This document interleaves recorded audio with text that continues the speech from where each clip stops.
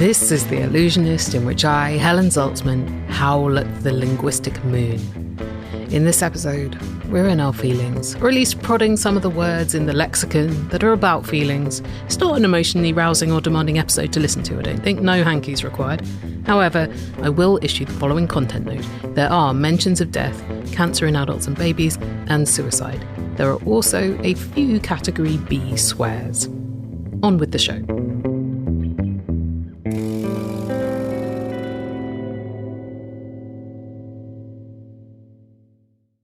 I was struggling with trying to figure out really what the difference is between sympathy and empathy. Can either of you help me help myself?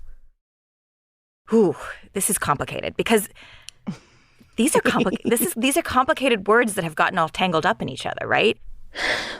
I have had to look up sympathy and empathy so many times today alone to try to fix in my mind what the difference is, because I do find that they're often used as if they're interchangeable, which my descriptivist brain should be fine with, but it clashes with my hankering for semantic clarity.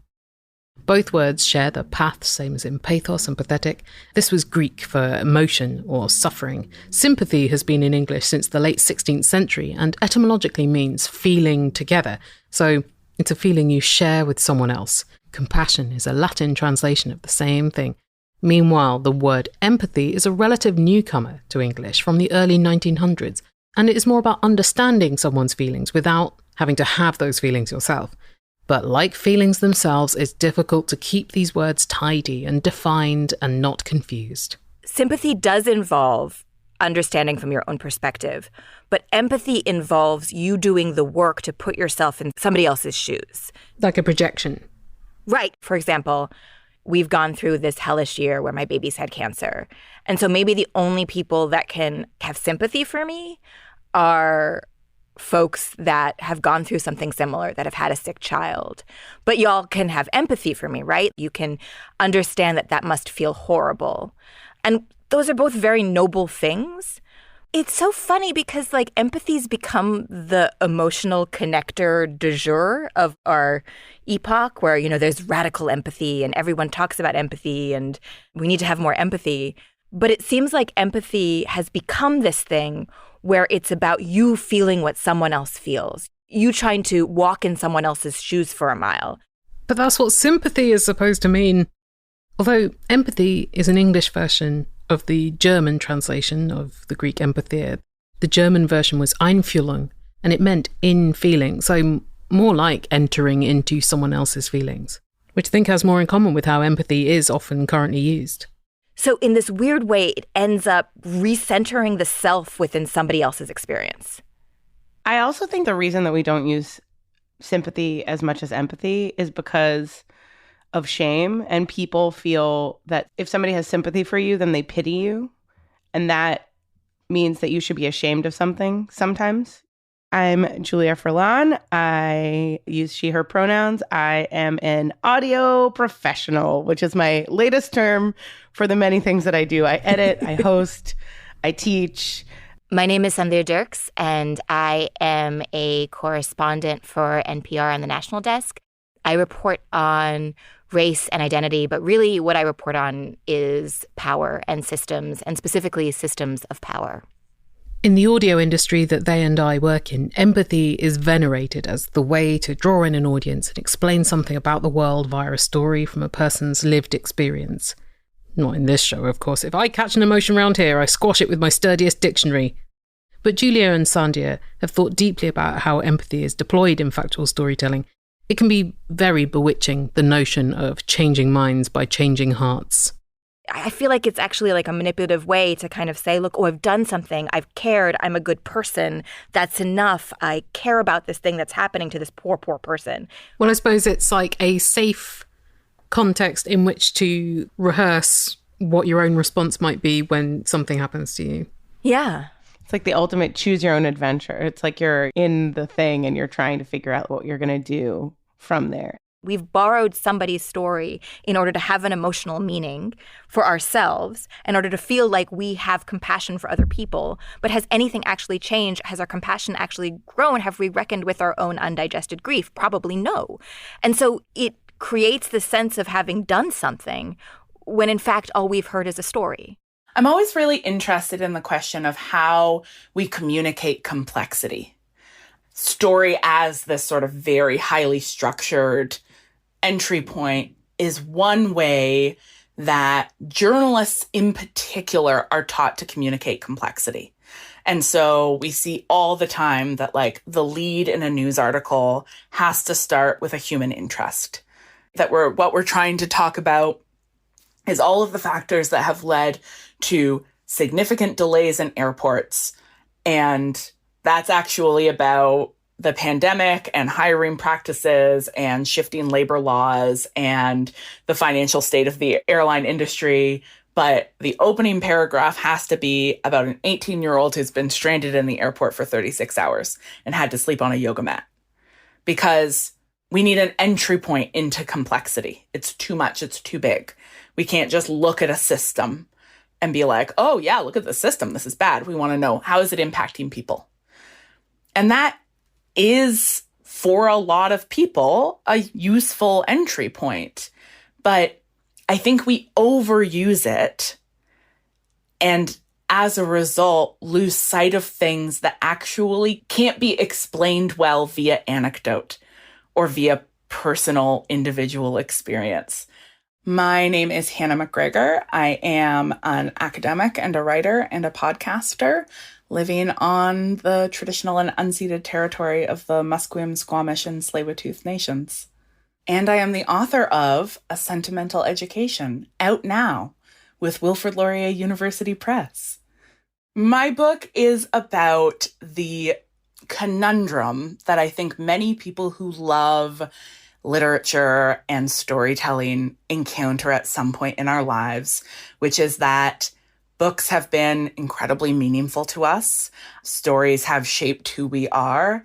And yet any claims that reading or listening to a particular kind of podcast or watching a particular kind of movie make you a better or more empathetic person, those claims really fall apart the second you apply any pressure to them. So what do we do with the kind of irreconcilability of, I believe that stories have meant a huge amount to me and have shaped the person I have become, and yet highly literate cultures are not kinder. Well, I mean, now you put it like that, that does seem like a flaw. It does, doesn't it? Or maybe they'd be worse than they are. Maybe they'd be worse. You're right. We haven't been A/B testing. But I certainly think built into this sense of reading makes you better is, of course, a deeply classed argument that is based on the sort of tradition of who can seek out a liberal arts education, who has the leisure time to engage in reading for pleasure, these kinds of questions. So there's, I think, often a lot at stake in the idea that I, a person who spends time reading, am just a more empathetic and kinder person. And again, look at people who are middle class and highly educated, and then look at folks who maybe have not had access to education, to formal education, or who don't read. And are they crueler people? Are they less empathetic people? Again, I don't think any argument that suggests that would actually hold water. I don't know where I achieved empathy from. I do think I have it now. Mm-hmm. But the stories that were prevalent when I was a child were not nice ones. They weren't kind. They were like fairy stories where a witch would make you vomit diamonds at best, but a wolf might eat you. Or it's like Roald Dahl, where you feed some poison to your grandmother. Yeah. Ha ha ha. So those are stories with their own lessons. It's just that in that particular tradition of the fairy tale, the lesson is a cautionary one. That it's the establishment of taboo and the creation of a set of acceptable behaviors. And that's one tradition of children's literature. And then there's another tradition of children's literature, which is about watching children learn to be kind and be rewarded for being kind. And that's the tradition that I certainly grew up reading. Am I kind because I read all of these books where like plucky girls were kind and were ultimately rewarded for it? Well, there's no control experiment. No way of knowing. So inconclusive. What do you think about the recent trend for be kind just being a slogan? So this, when I asked the question, like, am I kind because these books made me kind? Part of what's loaded into that question is kindness at all useful, particularly as a politic? And any evocations of kindness as a universal good, any requests that we all put our differences aside and find our common humanity immediately makes me suspicious. Like, that's the moment when the sentimentality radar starts pinging. It can be a bit of a thought stopper, can't it? It is a thought stopper. It is absolutely a thought stopper. Be kind suggests, it has a kind of implicit second clause after it. Be kind instead of, right? Be kind, don't be critical. Be kind, don't think too much about what's going on here. And it's that implicit second clause that kindness needs to supplant critical attention to the conditions of our world. Or complex thought. Yes. I approve of kindness when appropriately applied, for sure, but I preferred it when it was subtext, not text. And when it becomes an imperative. Yeah. The moment it becomes an imperative, it becomes a way to then label those who are kind and those who are not. And how do you quantify kindness? Is there a test to prove it? How do you even know what kindness is? It might vary in any given situation. Also, it's a bit of a buzzword at the moment, but things could change semantically for kindness at any time. Sentimental was similarly a catchword in the 18th century, when in many European cultures there was a trend towards work about emotions in philosophy and the arts, theatre, novels, music, paintings, sentimentality, all over the place. But with every trend, there's a backlash, and sentimentality was discredited as self-indulgence and too much feeling precluded enough thinking. Thus, by the end of the 18th century, sentimental had become a diss, and more than 200 years later, it still hasn't really escaped that. How would you define sentimentality? Oh, I mean, with great difficulty. It's an incredibly slippery word. But in general, it is kind of a mode of storytelling or a form of culture that is extremely interested in the emotional landscape, and that is particularly interested in the way that we can use emotion to overcome difference. Sentimentality was also a genre of writing starting in the 19th century, maybe starting earlier, but certainly sort of coming to the forefront in the 19th century with books like Uncle Tom's Cabin that have very particular genre logics, that like a sentimental novel does the following things in the same way we can expect like a sci-fi novel to do the following things. The genre of the sentimental novel sort of emerged out of the same historical moment as the sort of cult of domesticity. The sentimental literature I just mentioned before that flourished as part of the Enlightenment movement in 18th century Europe was mostly written by men and about big feelings, but in 19th century USA, sentimental writing was associated with women and the emotions were packed up neat and tidy and definitely not epic. It's predominantly women's writing, not exclusively, but largely women writing sentimental novels. And they tend to be novels that are about women learning to be the way that they ought to be. So women learning emotional self-management, domestic management, and white women, explicitly white women, learning how to become the kind of angel in the house that was the paragon of white femininity. And that very frequently took the form of these stories about girls encountering emotional challenges and learning to deal with them so that ultimately they can mature into the kind of women that we need in order to reproduce the white nation state is the sort of goal, like the reproduction of whiteness via becoming a mother and wife. What's the reason for that trend flourishing in the 19th century? Was it increased literacy amongst white women? Very much so, yeah. Increased literacy, increased access to authorship, increased access to education, as well as like a particular kind of logic of empire at work, because the 19th century is kind of the peak of British imperialism. Sentimentality is also a sort of technology of imperialism that says, like, look at how white women make the world better. Look at how white women can provide the stable domestic space that men can return to that sort of helps the empire to establish continuity despite chaos that is the actual reality of imperial expansion. It's violence, it's chaos, it's war, but at its heart, we have the angel in the house making everything continue smoothly and beautifully. Sentimentality can also be a relationship we have to a piece of culture that itself is not inherently sentimental. So I have a sentimental attachment to, say, that movie or that book or that place because of the way that I have imprinted an emotional narrative onto it.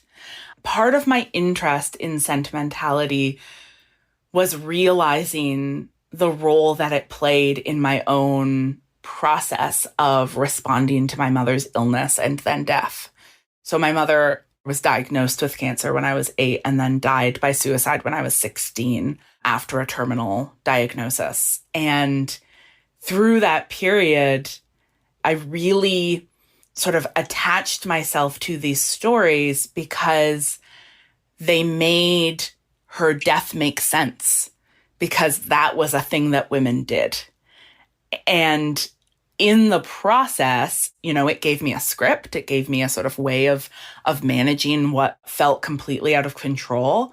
And also, it stripped away her complexity as a person. Because once you have turned a person into a sentimental trope, they're not a person anymore. They're not complex and messy and somebody who I had screaming fights with and disagreed with about stuff. Now they're just an idea about what a mother becomes.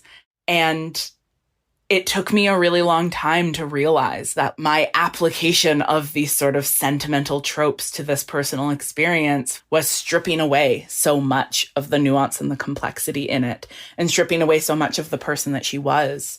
But the thing is that when you strip away that very helpful framing that makes everything make sense, you then have to stare deep into the howling storm of meaninglessness. That you just have to say, oh, people die because no reason. There's no reason. That's because we're meat. Because we're made out of meat. And sometimes our meat goes bad and then we die. Well, that's the reason. Meat decay. That's the reason. That's it. And that is a lot harder, I think, to wrap your head around than these sort of lovely, tidy, tied up with a bow. You know, she died because she was too pure for this world. Or she had a kind of picturesque but unnamed wasting disease with no obvious symptoms until she breathed her last. Yes, precisely. So there's a lot of literature centered around children with dead mothers. It's very useful to have a dead mother. Do you notice much sentimental stuff people say to you regarding your mother's illness and death then or now? Absolutely. The hardest thing, I think, is encountering the way other people want to sanctify her. That people want your dead mother to be a saint, because that's what a dead mother is for. And that is a thing that people have wanted to apply to me in some way. A sort of, well, you got to become the person you are because she died. And isn't that beautiful? Ooh. Oh, that's a variation on everything happens for a reason. It is absolutely a variation on everything happens for a reason. You know, it helped you become the person you were sooner because you went through, you know, you learned. Like, people really want to reframe it. And I just like, what a... Without suffering, you would have been an insubstantial person, of course. Absolutely. Can you imagine me without a major childhood tragedy? What if we would have been better without some of the things happening? What if some of the things were genuinely just bad? What if I'm becoming worse? Yeah. But also just what a way of stripping her of her own humanity. Of being like, you were just a trope in somebody else's life journey. An inciting incident. You are just an inciting incident. But we love doing that to people, right? We love taking people and turning them into side characters in our lives who like have something to teach us and then helpfully exit before they gain any complexity. What it makes me think of is that like stories are keyholes. You think that you're getting the full picture, but your eye is up against the keyhole and you're really just seeing whatever that's given to you. And I think that part of it is the biggest problem that journalists and quote unquote storytellers, whatever you call yourself, audio professionals, what I use so that I don't have to say any of the other things. But like, I think that there's so much manipulation that listeners or readers do not get because they're not getting the full context. And when you pick up a microphone in our profession and you point it at someone, there is no way that you can get the full context of someone's humanity. And if you're having empathy for somebody without the full context of their humanity, I don't know how that works exactly.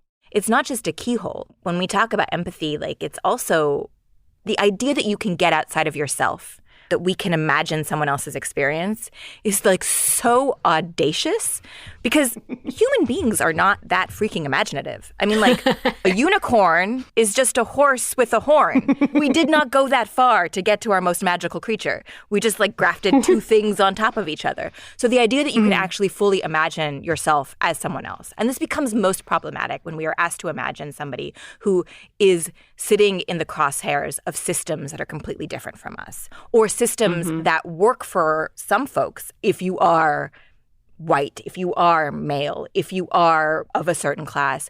Those systems were built to work for you. They were built to work against other folks. And you can't sort of empathize your way through understanding how those systems are operating on people. And so I think that that's where empathy as a narrative strategy really becomes manipulation, because it's this idea that you can feel someone else's pain, and their pain then is their only thing. That's who they are. That's what they are reduced to, rather than not only a complex, fully lived human life, but also to understand that what is happening to them isn't just an emotional process, it's also a systemic one. Yeah, that's the thing about story as well, just often the reduction of people to trauma and to their lived experience and not their thoughts and ideas. Yeah, because otherwise, I mean, struggle is really boring. You know, like actually living a struggle experience, living a traumatic experience, living the repercussions of that traumatic experience. And especially if it is over a lifetime, that is not an exciting experience. It is hard. I mean, I guess it's not always boring, but it's not great. And when you put someone on the worst day of their life or in the worst period of their life in the middle of your story so that it can take a turn and up the emotional stakes, you're doing that on their back. You're doing that by putting them in that position. And it's not fair. You're also doing it to center the audience, right? Exactly. And that's so that the audience can empathize. And, you know, if you're making things for a certain audience and that audience is somebody like you, then you're skewing that person's story to center the viewer rather than the liver of the life. And empathy is a way to hit us emotionally. And when you're talking about hitting someone emotionally, you're talking about manipulating them. I love this idea. I'm even tempted by it, this idea of purely connecting through emotion, but it's impossible. It's also, we have to separate between empathy as it works and empathy as this beautiful idea. Because I do think actually empathy is a beautiful idea. We want to feel connected to each other, right? And so I think empathy is this incredibly noble concept. And I think we have to remember that one before we start to tear it down. I also think that in practice, it does a lot of absolving us, right? And a lot of hiding its actual more nefarious operational status, which is to often reify and reinforce power dynamics. And that it's absolutely a manipulative technique.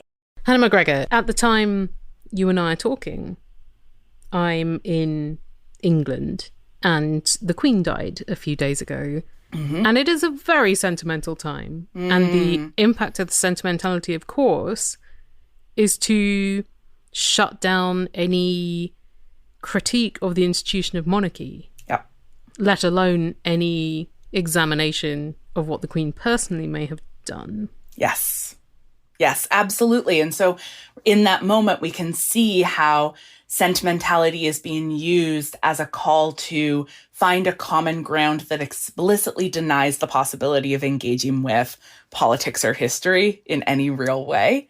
That the suggestion is that we must unite around this shared feeling of mourning, and that within that shared feeling of mourning, we can't actually say anything specific, because to be specific would disrupt the sentimental urge, which is why sentimentality is often so depoliticizing. Well, it's a very effective form of propaganda because it does really stop people doing anything. Yep, absolutely. Rather than rousing them to action, it's sort of the opposite thing. It's like a kind of sleepy gas pumped into our brains. It is a sleepy gas pumped into our brains. And a lot of critics of sentimentality have essentially argued that very same thing, that sentimental novels and sentimental culture in general is meant to make us feel good and feel like we are doing something, while actually causing no change of any variety. And this is the other reason that story gets privileged so heavily. It's because we don't want to bore people by talking about systems. We just want to talk about people's feelings and emotions. But when you do that, you keep things in the level of the psychological. And when you do that, you're actually limiting what the story is telling, because it's just telling a story that's sort of based in this kind of arbitrary idea that we are only bound by our emotional selves, which is not how the world works. People get how power operates if you just take them there. If you share with them some of the ways in which these systems are functioning around these emotional experiences, people will follow you because they get it, because they recognize it. But otherwise, you're basically denying the way in which systems work, right? You're creating an invisible force field. You're not naming it. It's connection without analysis. Right. It's connection without understanding. And it doesn't mean we should stop telling stories, because you know what? I love stories. And I love fictional stories and I love non-fictional stories, and I think they're so powerful. They really are. The reason I talk about this and I shit on empathy and I shit on stories is because I love the idea of those things. I just think we have this illusion that they exist in a way that they don't. And I would like us to try to use them in the best way possible.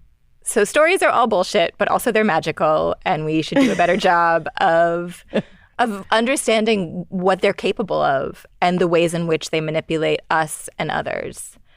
I like to think that people can achieve empathy without seeing an identifiable story before they're willing to make that leap.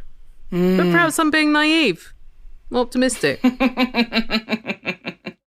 I think that these kinds of identifiable stories are one of many possible building blocks in creating your own sort of empathetic relation to the world. Granted, thinking about, say, stories in the Bible where they pop it into a parable, so kind of slips into the brain a bit easier than if you were generous to your fellow men and shared your stuff, that would be a good thing to do. Yeah, I mean, the allegorical instinct is there throughout Western literature, and I also think is so much messier than we tend to actually see, because often we sort of pull these allegories out and then just hold on to the allegory without returning to the original story. So we've got all of these biblical allegories where we're like, yeah, a thing happens. Anyway, the allegory is turn the other cheek. I'll figure out how to multiply my fish. Yeah, like go back and read the actual story and you're like, sorry, how did we get to turn the other cheek? The stories are messy and wild and weird. And then we pull out the allegory and say, we can stop paying attention to the details. Here's what it actually means. And there is, it's a similar compulsion to be like, oh, here's the messy, incomprehensible stuff of reality. Let's just pull out the allegory. Let's just find the kernel. But in the process of deciding what constitutes the kernel, we are always applying a particular lens. You got to decide what the moral of a story is. And that moral is not inherent. It's not natural. It's not spontaneous. Well, I was just thinking the Colonel's in the living room with the lead pipe. Yeah. I suppose those are the preconceptions I've come with. See, I'm just thinking about popcorn. So, we're different. We can tame multitudes. I'm always thinking a bit about popcorn. Also, homonyms. I feel like I've made you be quite critical of sentimentality while we've been talking. But there is also usefulness to it. Mm-hmm. Like, at the very least, there's an emotional vent for people, or they're able to access an emotion within themselves that perhaps they had been unable to access or deliberately avoiding. There is a place for emotional reactions to things. There is a place for feeling in our politics. And attending to emotion is not automatically or inherently depoliticizing. In fact, sometimes taking our emotions seriously can be a really important political intervention. It doesn't have to be a sort of opiate of the masses. There needs to be room for emotion within these critiques that we are engaged in. Refusing to let those things be divided off, refusing to say, over here on the one hand are people having an emotional reaction to the Queen's death, and over here on the other hand are those of us who are too smart to fall for that, and we are better than them because they're doing feelings, and we're doing brains, and brains are better than feelings, is a trap for everybody involved, because it turns those of us who are critical of like the monarchy and British imperialism into people who hate feelings and love when old ladies die. I mean, that's just coincidence. But it also means it's its own form of stripping out complexity, right? Because, okay, I have absolutely no interest in the monarchy as a system, and the death of the Queen made me miss my lovely British Nana who loved the Queen so much. And I loved that woman. And the Queen connects me to her in a way that did cause me to have an emotional reaction to the Queen's death. And I don't have to pretend that I don't have an emotional connection to this sort of whole complex series of events in order to also not like the monarchy. And an insistence that I can't have a sentimental reaction to the Queen and still be critical of the monarchy is an insistence that sort of traps us all in an either-or version of the world. And the reality is we can have sentimental reactions to things. Often those sentimental reactions connect us to our own histories, to our loved ones, to stories that have been meaningful to us. And you don't have to slice that part of yourself off in order to also be somebody who like thinks about history. Yeah. Well, also she was one human being as well as figurehead of an institution, and you can have differing feelings about those things. Yes. Yeah, you can. I mean, I don't have to, but no, you don't have to. One but one might. could. So we're not, to make it clear to people, we're not saying don't be unempathetic in the sense that don't care at all about your fellow human beings. Not at all. Yeah. Care so much. Care more. But don't care at the limits of yourself. Understanding without analysis isn't really understanding, right? So, like, it's also the limits of empathy. Don't have no empathy, but don't stop at empathy. Empathy is just the beginning. Mm-hmm. Oh, I love that. It's not the beginning and end of the work. Empathy is just empathy is a doorway. It's a way in, but you still have a whole world to explore. If you feel empathy for somebody, that's just a starting point. You heard from, in order of appearance and also reverse order of appearance, Sandhya Dirks, Julia Furlan and Hannah McGregor. I'll link to them all at theillusionist.org/sentiment. Sandhya Dirks and Julia Furlan are audio makers, and Hannah McGregor is an academic and a podcaster. Her shows include Witch Please and The Secret Feminist Agenda. And her new book about emotion and sentimentality in storytelling is A Sentimental Education, out now.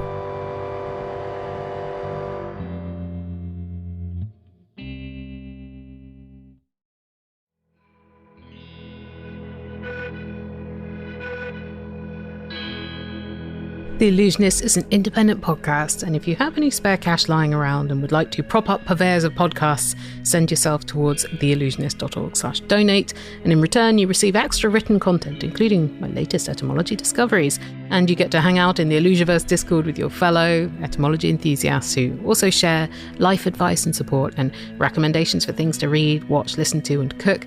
And recently, they've also shared their favourite spoons, because it's the small things that get us through this life, the small but exquisite spoons. Join us at theillusionist.org/donate. Your randomly selected word from the dictionary today is immanent. That's immanent with an A, not an I, like how I used to have to introduce the allusionist. Immanent, adjective, existing or operating within. Brackets of God, close brackets, permanently pervading the universe. Often contrasted with transcendent. Try using immanent in an email today. This episode was produced by me, Helen Saltzman. Thanks to Martin Austwick for editorial assistance and The Illusionist music. Hear his compositions via palebirdmusic.com and as Palebird on Bandcamp and Spotify. Our ad partner is Multitude. To sponsor an episode of the show, contact them at multitude.production/ads. Find me at Illusionist Show on Twitter, Facebook and Instagram, and find every episode of the podcast in audio and transcript form, and the full dictionary entries for the randomly selected words and links to the guests, plus more information about the episode topics, all at the show's forever home, theillusionist.org.